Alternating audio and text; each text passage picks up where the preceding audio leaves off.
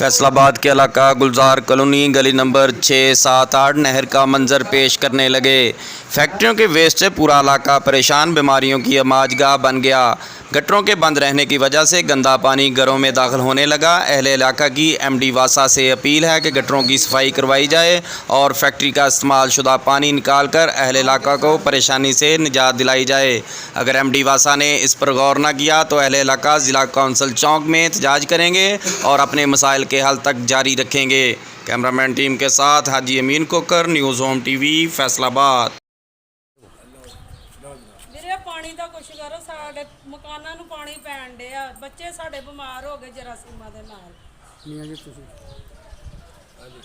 ਤੁਸੀਂ ਵੀ ਕਰੋ ਕੋਈ ਗੱਲ ਹੈ ਪਾਣੀ मैं कहूँ जी पानी बंद करो, मतलब सारे बच्चे बीमार हुए, सारे मकान ही मतलब तबाह हो गए सारे। ਮਿਲਾਂ ਆਣੇ मिला वाले तरफ ਮਿੱਲਾਂ ਫੈਕਟਰੀਆਂ ਵਾਲਿਆਂ ਦਾ ਬੇੜਾ ਗਰਕ ਹੋਇਆ, ਅੰਤਰਿਆਂ ਨੇ ਸਾਡੇ ਬੱਚੇ ਬਿਮਾਰ ਹੋ ਗਏ, ਡਿੱਗ ਰੋਜ਼ ਬੱਚੇ ਸਾਡੇ ਸੱਟਾਂ बीमार हो गए, खराब हो गई है भाई, कोई बच्चा नहीं आ रहा। आप मेहरबानी करे भाई, पानी आप मेहरबानी करे, मेरी टांगे खराब है, काम नहीं कर सकता, जो भी आता है इधर गिर जाता है बच्चा। मेहरबानी ये देख लो तुम्हारे सामने है जो कुछ हाल बनाया जी। ਬੋਲ ਜਾ ਸਾਡੇ ਇਲਾਕੇ ਦੀ ਸੁਣੀ ਜਾਵੇ।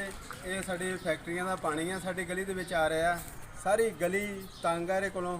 ਇਹ ਫੈਕਟਰੀਆਂ ਬੰਦ ਕੀਤੀਆਂ ਜਾਣ। ਲੂਦਗੀ ਵਾਲਾ ਇੱਥੇ ਟਾਇਰ ਜਲਾਏ ਜਾਂਦੇ ਨੇ। ਇਹ ਪ੍ਰਿੰਟਿੰਗ ਖਾਤਾ ਨਹੀਂ ਹੈਗਾ, ਇਹ ਇੱਥੇ ਕੱਪੜਾ ਪ੍ਰਿੰਟਿੰਗ ਹੁੰਦਾ ਵਾ। ਕੱਪੜਾ ਪ੍ਰਿੰਟਿੰਗ ਹੁੰਦਾ ਵਾ ਬਾਹਰਲੇ ਪਾਸੇ, ਜਿੱਥੇ ਸੇਮ ਹੋਵੇ ਸੇਮ ਵਾਲੇ ਪਾਸੇ ਹੁੰਦਾ ਵਾ। ਇਹ ਮਹੱਲੇ ਦੇ ਵਿੱਚ ਫੈਕਟਰੀ ਆ। ਮਿਹਰਬਾਨੀ ਕਰੋ। ਸੁਪਰਵਾਈਜ਼ਰ ਪੈਸੇ ਲੈ ਕੇ ਚੱਲ ਜਾਂਦੇ ਸੁਪਰਵਾਈਜ਼ਰ ਆਂਦਾ ਵਾ, ਚੱਕਰ ਲਾਂਦਾ ਵਾ, ਪੈਸੇ ਇਕੱਠੇ ਕਰਾਂਦਾ ਵਾ। ਉਹਦਾ ਨਾਮ ਵੀ ਲੈ ਪੈਸੇ ਨਾਂ ਕੀ ਰੱਖ ਨਾਂ ਦਾ ਨਾਂ ਦਾ